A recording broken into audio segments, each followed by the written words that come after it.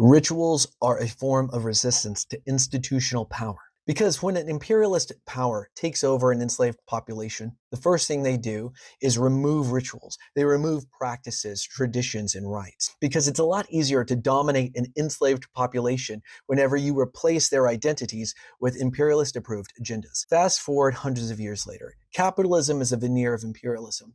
And in this capitalist world that we live in, institutions work around the clock to make sure you have forgotten how strong you really are as an individual. Economic institutions have convinced you that your life is worth however much money they decide to pay you. Political institutions divide you from your neighbor with reductionist labels based off of race, ethnicity, and nationality. Academic institutions, unfortunately, have removed critical thinking and individualism in their first initial stages of education, because a population that lacks the ability to understand critical thinking or doesn't even understand or know the concept of individualism will not question authority. Rituals start with an active decision in oneself. Rituals require belief. Belief requires conviction. Conviction requires consistency, and consistency requires that an individual wake up and make a proactive choice, exercise autonomy, exercise individual sovereignty over their own life. That in and of itself is a direct threat to the institutions that wish to keep you under their control. And so by practicing rituals and discovering your own